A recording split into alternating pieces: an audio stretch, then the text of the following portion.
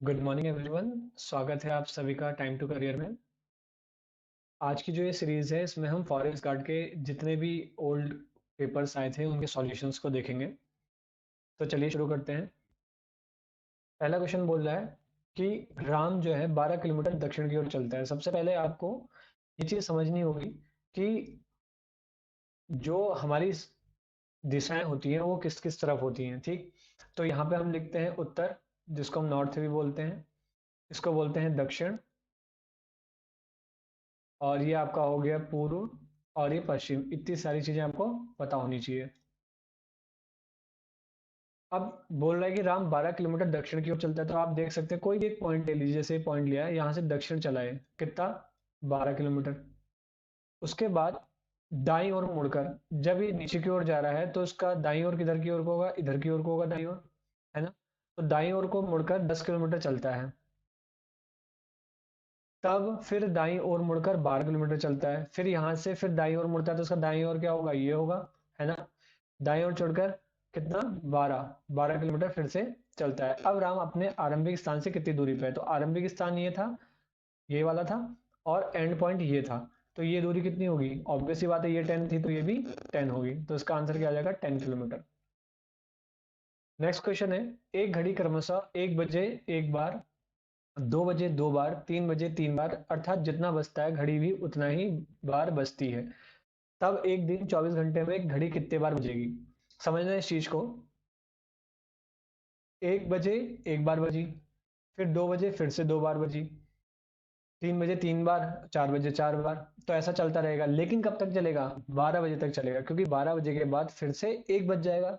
तो आप इसको कहीं 24 तक पूरा ना ले लीजिए, नहीं तो बहुत ज्यादा आपका आंसर बड़ा आएगा।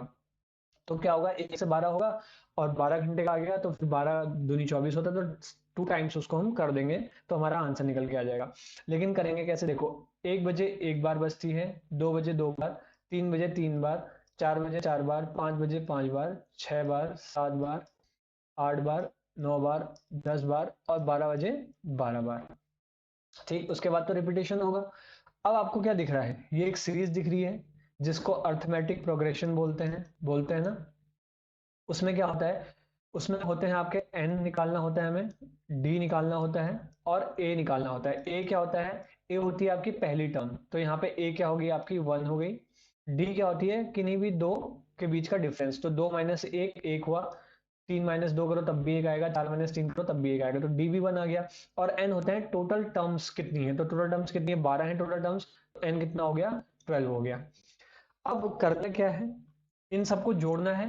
तो आपको पता होगा एपी में एक फॉर्मूला होता था, सम का S N equal to n/2 2a plus n-1 into D. ये फॉर्मूला यहाँ पे लगाएंगे। तो करते हैं, चलो, n कितना है, 12, 12/2 कितना हुआ, 6, a है 1 और 2a हो गया 2, प्लस n था 12, 12 - 1 हुआ कितना हुआ, 11, और d था आपका 1। तो कितना हो गया, 11 1 जा 11 प्लस 2 13, 13 इंटू 6 कितना आता है, 78। ये तो आया भैया आपका 12 घंटे का, तो 24 घंटे का कितना होगा, 78 इंटू 2, तो कितना हो गया, 156। इसका आंसर क्या हो जाएगा, 156। नेक्स्ट क्वेश्चन देख लेते हैं। जो भी इस टाइप के क्वेश्चंस आते हैं, इन सब क्वेश्चंस में आपकी कैलकुलेशन बहुत अच्छी होनी चाहिए। आपको स्क्वायर से याद होनी चाहिए, क्यूब से याद होनी चाहिए, कम से कम 30 तक तो स्क्वायर याद होनी चाहिए, और 15 या 20 तक क्यूब से याद होनी चाहिए, जिससे आपको देखते ही पता चल जाएगा कि क्या चल रहा है। अब देखिए इस क्वेश्चन में क्या हो रहा है, यहाँ पे आप देखिए, पहले से तो इतना पता नहीं चल रहा है, क्योंकि कुछ भी हो सकता है, 4 2 8 हो सकता है, या फिर 2 का स्क्वायर करके कुछ भी किया जा सकता है। पर यहाँ पे आपको देखने बहुत बड़ी टर्म देखने को मिल रही है कि इन दोनों का रिजल्टेंट 90 है ना। तो हो क्या सकता है, 9 का स्क्वायर होता है 81, और 3 का स्क्वायर होता है 9, 81 प्लस 9 कितना होता है, 90 होता है। ये सही बैठ गया, तो ये भी बैठना चाहिए। 4 का स्क्वायर होता है 16, 2 का स्क्वायर होता है 4, 16 प्लस 4 20, इसका मतलब ये भी होगा। तो 5 का स्क्वायर हो गया 25, 1 का स्क्वायर हो गया 1, 25 प्लस 1 कितना हो गया आपका, 26। तो इसका आंसर हो जाएगा ए 26। नेक्स्ट क्वेश्चन है, इसमें भी वही सेम, आपका कैलकुलेशन अच्छी है तो हो जाएगा। तो यहाँ पे हो क्या रहा है मैं बता देता हूँ, 2 से 3 में गए तो 1 का डिफरेंस है, 3 से 5 में गए तो 2 का डिफरेंस है। फिर ये चीज यहाँ से चल रही है 5 से 8 की तरफ को, तो 5 से 8 में 3 का, 8 से 12 में 8 से 12 में 4 का, और फिर अब देखो 1 2 3 4 आ रहा है, 12 से इसमें कितना होना चाहिए, 5 का होना चाहिए, तो 12 और 5 कितना होता है, 17 हो जाएगा। फिर यहाँ से देखो अगर 17 और 23 में 6 का आ रहा है तो सही हो जाएगा, बिल्कुल ठीक है। तो इसका आंसर क्या हो गया, 17 हो गया। बोल रहा है अंग्रेजी वर्णमाला में बाएं से 25वें अक्षर के बाएं में 13वां अक्षर क्या होगा। घबराना बिल्कुल नहीं है, यहाँ से होता है आपका बायां, और यहां से इसको क्या बोलते हैं, आपको दायां बोलते हैं, है ना। ये हो गया आपका बायां और ये हो गया आपका दायां। हाँ तो क्या हो गया, यहां से होता है बाएं, तो आपको टोटल पता है कितने होते हैं, 26 होते हैं अल्फाबेट, पता है ना आपको टोटल कितने होते हैं, 26 अल्फाबेट होते हैं। तो इसमें अगर बाएं से 25वां नंबर का आएगा तो क्या आएगा, वाई आएगा 25वां, और उसके भी बाएं में जाना है कितना, 13 जाना है। या तो ऐसे कर सकते हैं, या तो क्या करेंगे, 25 आप इधर गए फिर उसके बाद 13 इधर आए, तो 25 में से 13 घटा देंगे, कितना आएगा, 12। अब 12 किसका होता है, आपको ये चीजें याद होनी चाहिए, ठीक है। अगर जब आप इसको सॉल्व करेंगे तो आपको ये याद होनी चाहिए, ए बी सी डी इस तरीके से बनता है, भी आगे आएगा, ठीक है ना।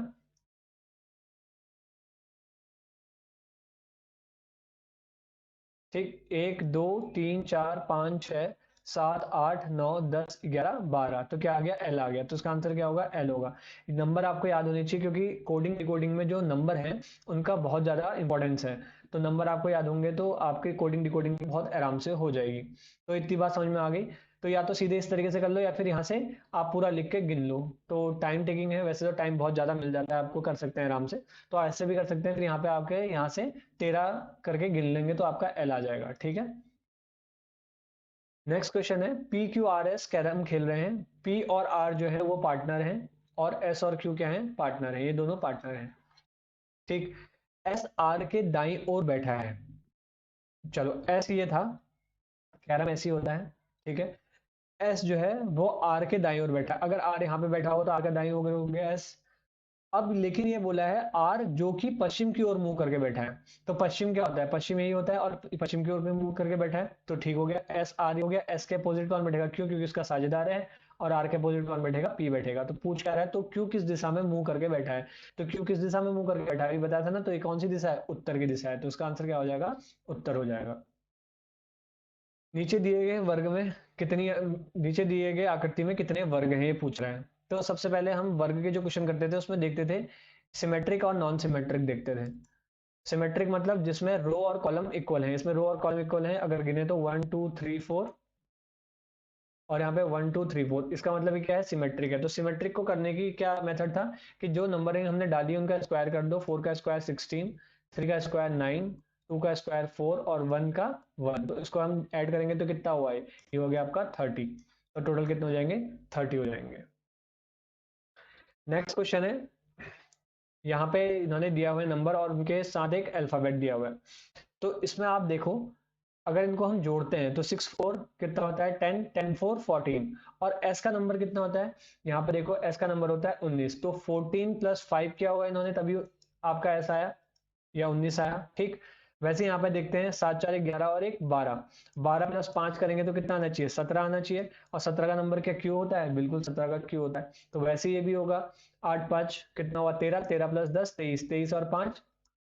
अब यहाँ पे देखना, 28 मत कर देना, 3 तक तो जाएगा ही, 26 हो गया, 26 के बाद क्या आएगा, फिर 1 और 2 आएंगे, तो 2 मतलब बी होना चाहिए, तो 2 क्या होता है, बी होता है, ठीक हो गया। और यहाँ पे 5 5 10 2 12, और 12 और 5 कितना होता है, 17, तो यहाँ पे भी क्या आ जाएगा, क्यू आ जाएगा। तो आपका आंसर क्या हो जाएगा, क्यू हो जाएगा, ठीक। नीचे दी गई श्रेणी में ब्लैंक पे कौन सा स्थान आएगा, ये पूछ रहा है, ठीक है।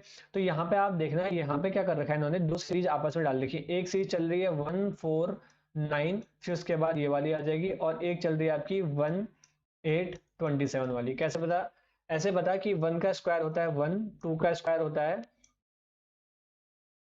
4, और 3 का स्क्वायर होता है 9, ठीक। और इसमें क्या है, 1 का क्यूब 1, 2 का क्यूब 8, 3 का क्यूब 27। तो नेक्स्ट इसको अलग पूछ रहा है, तो इसका पूछ रहा है तो कितना होगा, 4 का स्क्वायर हो जाएगा तो क्या हो जाएगा, 16 हो जाएगा। तो आंसर क्या है, 16 हो जाएगा, ठीक। एक लड़की की ओर इशारा करते हुए शिक्षक ने कहा, ठीक है, एक लड़की थी, उसकी ओर इशारा करते हुए शिक्षक ने बोला कि वह उसकी पत्नी, मतलब जो शिक्षक है, शिक्षक की जो पत्नी है, पत्नी के ससुर, पत्नी के ससुर कौन होंगे? इनके पिताजी होंगे, होंगे ना इनके पिता, ठीक। ससुर की पत्नी तो इनकी पत्नी होंगी के इकलौते पुत्र।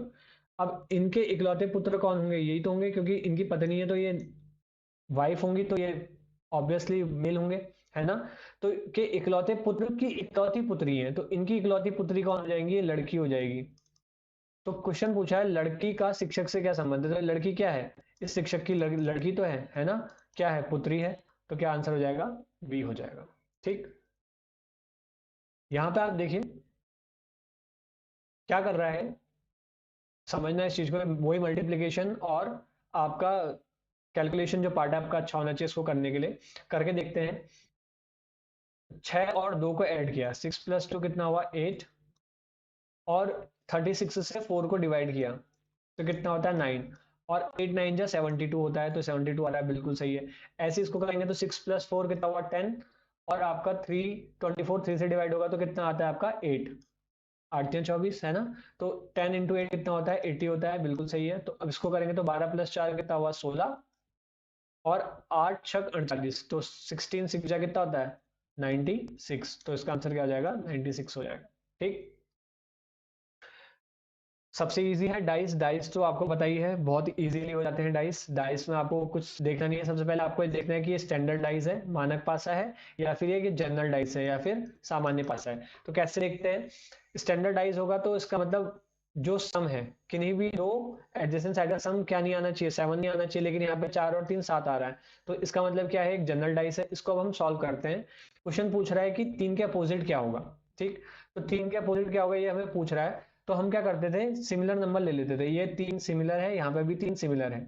अब 3 से क्लॉकवाइज हम घूमते थे तो क्या आ गया? 5। और यहां से 3 से क्लॉकवाइज घूमेंगे तो क्या आ गया? 2, ठीक। उसके बाद 5 से आगे गए तो क्लॉकवाइज में 1 आया। और 2 से आगे बढ़े तो क्या आया? 4 आया। तो बचे कौन से नंबर? 3 और 6 ही बचे। तो 5 के अपोजिट हो गया 2, 1 के अपोजिट हो गया 4, 3 के अपोजिट क्या आ गया? 6। तो 3 के अपोजिट आ गया 6, तो आंसर क्या हो जाएगा? 6, क्योंकि 3 के ही विपरीत पूछ रहा है, ठीक। अब है नया क्वेश्चन कि डायरेक्शन डिस्टेंस का A B C D E F 6 गांव हैं, एफ डी के पश्चिम में है। फिर से बना लेते हैं, आपको एक बार ध्यान में नहीं होगा तो, ठीक है। यह है आपका उत्तर, यह है आपका दक्षिण, यह है आपका पूर्व, और यह है आपका पश्चिम, ठीक। अब क्या बोल रहा है? एफ डी के पश्चिम में 1 किलोमीटर पे है। अगर एफ जो है वो डी के पश्चिम में है, तो डी का पश्चिम क्या होगा? इधर ही को तो होगा ना। और कितना है? 1 किलोमीटर है। बी ई के पूर्व में कितना? 1 किलोमीटर है, ये भी बना लेते हैं। ई का पूर्व कहाँ होगा? इधर होगा। और 1 किलोमीटर है, ठीक। उसके बाद बोल रहा है ए ई के उत्तर में 2 किलोमीटर दूर है। ए जो है ई के उत्तर में, ई का उत्तर कहाँ होगा? यहाँ। कितना? 2 किलोमीटर पे है। सी ए के पूर्व में 1 किलोमीटर है। तो सी जो है ए का पूर्व कहाँ को होगा? इधर को, ठीक। 1 किलोमीटर है। डी ए के दक्षिण में है बोल रहा है। डी जो है, ये डी ए के दक्षिण में है। कितना? 1 किलोमीटर दूर। अब देखो यहाँ पे आ गया आपका डी, ये आ गया 1, ये हो गया 1, बहुत बढ़िया तरीके से हो गया। डी यहाँ पे बीच में हो गया, ठीक। और डी के क्या हो गया? पश्चिम में एफ हो गया। ये बन गया आपका पूरा, ठीक। ये पूरा आपका बन गया। अब बोला कौन से 3 गांव एक रेखा में है? ये शायद इस बार भी क्वेश्चन आया था। ए डी ई, ये तीनों एक रेखा में है, तो क्या हो गया? ए डी ई हो गया आंसर, ठीक। उसके बाद ये क्वेश्चन पूछ रहा है, देखिए मैंने यहाँ पे टेबल बना रखी है, अच्छे से समझना। ए को बोलता है 28 है, सी को बोलता है 26 है, ई को बोलता है 24 है, जी को बोलता है 22 है। तो यहाँ पे 2 पे क्या आएगा नेक्स्ट में? और के को बोलता है 18 है। अच्छा, ए के अपोजिट क्या होता है? ए के अपोजिट होता है जेड, जिसका होता है 26। और 26 में 2 ऐड करते हैं तो 28 होता है, ठीक है। सी के साथ भी ऐसी होना चाहिए। सी के अपोजिट में आता है 24, 24 में 2 ऐड करते हैं तो 26 होता है, बिल्कुल ठीक हो गया। ई के अपोजिट में होता है आपका 22, और इसमें 2 ऐड करेंगे 24, ठीक हो गया। जी के अपोजिट में होता है 20, और 20 में +2 करेंगे तो 22। और हो क्या रहा है? एक एक छोड़ के हो रहा है ना। यहाँ पे देखो, ए के बाद बी छोड़ा सी आया, सी के बाद डी छोड़ा ई आया, ई के बाद एफ छोड़ा जी आया। अब जी के बाद एच छोड़ा तो क्या आएगा? आई आएगा। आएगा कि नहीं आएगा? तो आई आ जाएगा यहाँ पे, क्या आ जाएगा? आई आ जाएगा। और नंबर क्या होगा? आई के अपोजिट है 18, 18 में 2 जोड़ेंगे तो 20 हो गया। तो क्या हो जाएगा आई और 20, तो ये आ जाएगा यहाँ पे आंसर। ठीक, इसको पूछ रहा है। ठीक, तो पार्टीशन करते हैं यहाँ पे चीजों का, या तो आप 3 में पार्टीशन कर दो ऐसे करके, या 2 में करके देख लो। ठीक है, 3 में पार्टीशन करके देखते हैं हम। अब देखो ए बी फिर डैश है सी सी सी, ए बी सी सी सी, फिर वही फिर सी सी सी। तो समझो क्या हो रहा है, ए बी बी होगा, तो क्या कह सकते हैं ए बी बी है तो यहाँ पे भी ए बी बी आना चाहिए, बिल्कुल ए बी बी आएगा।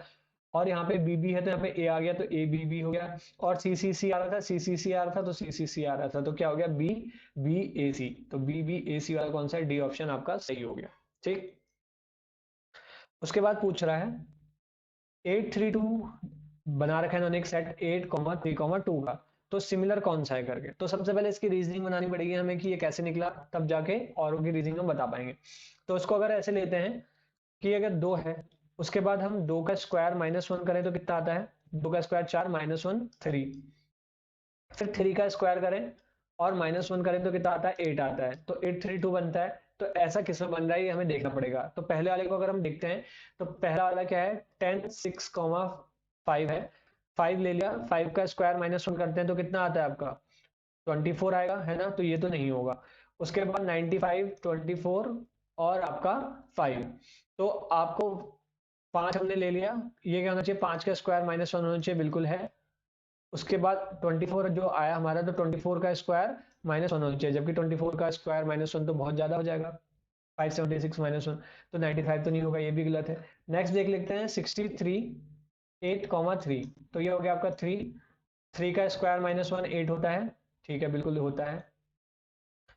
8 का स्क्वायर -1 करें तो 64 -1 63, तो आंसर क्या हो गया आपका 63 8,3। ठीक, अब इसमें पूछ रहा है कि भिन्न आकृति कौन सी है, तो देखिए यहाँ पे रेक्टेंगल है, रेक्टेंगल के अंदर यहाँ ट्राइंगल है, यहाँ रेक्टेंगल है उसके अंदर स्क्वायर है, यहाँ रेक्टेंगल के अंदर रेक्टेंगल है और यहाँ रेक्टेंगल के अंदर पैरेललोग्राम है। तो इसको ऐसे तरीके से देख सकते हैं कि सारे रेक्टेंगल हैं उसके अंदर की आकृतियों में जो चेंजेस है उसके हिसाब से हम इसको डिफरेंशिएट करेंगे। तो ये भी 4 साइड वाला है, ये भी 4 साइड वाला है, ये भी 4 साइड वाला है, ये कितना है 3 साइड वाला है, तो ये क्या हो गया भिन्न हो जाएगा। ठीक, एक घन में हमेशा होते हैं 8 कोने 6 सतहें 12 किनारे या उपयुक्त, तो सही सही बात है।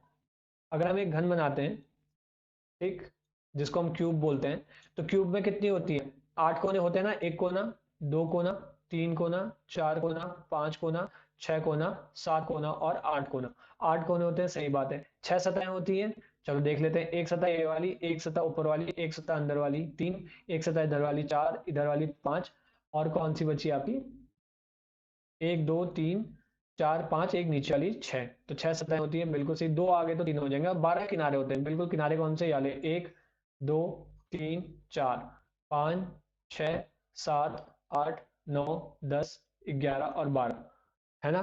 तो टोटल कितना हो गया 12 किनारे भी होते हैं, तो उपयुक्त तो सभी वाला आंसर हो जाएगा इसका। ठीक, राकेश की 3 पुत्रियां हैं, राकेश है उसकी 3 पुत्रियां हैं, ठीक है। प्रत्येक पुत्री का एक भाई है, परिवार में कुल कितने पुरुष हैं, प्रत्येक पुत्री का क्या है एक भाई है, तो भैया इसका अगर एक ही अगर सन होगा तो सबका भाई हो जाएगा, होगा कि नहीं होगा सबका भाई, सबका भाई हो जाएगा अपने आप में। तो कितना हुआ राकेश अगर मेल है तो 2 मेल हो जाएंगे, तो आंसर क्या हो जाएगा 2 मेल, एक सन उसका हो गया और एक राकेश हो गया। ठीक, 5 नवजात शिशुओं का भार चिकित्सक द्वारा लिया गया, शिशु ए शिशु बी से हल्का है, बी से हल्का है मतलब बी ग्रेटर देन है। ठीक, शिशु सी जो है शिशु डी से हल्का है, तो डी इज ग्रेटर देन सी दिया है। शिशु बी शिशु डी से हल्का है, जो बी है वो डी से भी हल्का है कह रहा है। ठीक, लेकिन शिशु ई से भारी है। अच्छा जी, जो बी है वो डी से हल्का है लेकिन ई से भारी है, इसका मतलब क्या हो गया कि ई यहाँ कहीं आएगा, ए के बाद आएगा या फिर उसके बाद आएगा, है ना, आएगा कि नहीं आएगा। या फिर ऐसे लिख सकते हैं डी बी ई ए भी लिख सकते हैं, और यहीं कहीं पे सी भी आएगा। इन तीनों का हमें पता नहीं कि क्या होगा करके, लेकिन सबसे भारी बता सकते हैं, बिल्कुल बता सकते हैं सबसे भारी कौन होगा, डी होगा। तो क्या हो गया सबसे भारी कौन सा हो गया आपका डी वाला हो गया, तो आंसर क्या हो गया टिश्यू डी। तो इसी के साथ ये वीडियो यहीं खत्म होती है। इसके बाद हम एक और सीरीज लेके आएंगे, कोशिश करेंगे कि आपको ज़्यादा से ज़्यादा क्वेश्चन कराएं, क्योंकि एग्जाम बिल्कुल सर पे है। फॉरेस्ट गार्ड का 9 तारीख को आप सभी का पेपर होगा, और सभी लोग अच्छे से पेपर दीजिए। सब लोगों को पेपर के लिए ऑल द बेस्ट। मिलते हैं नेक्स्ट क्लास में। धन्यवाद।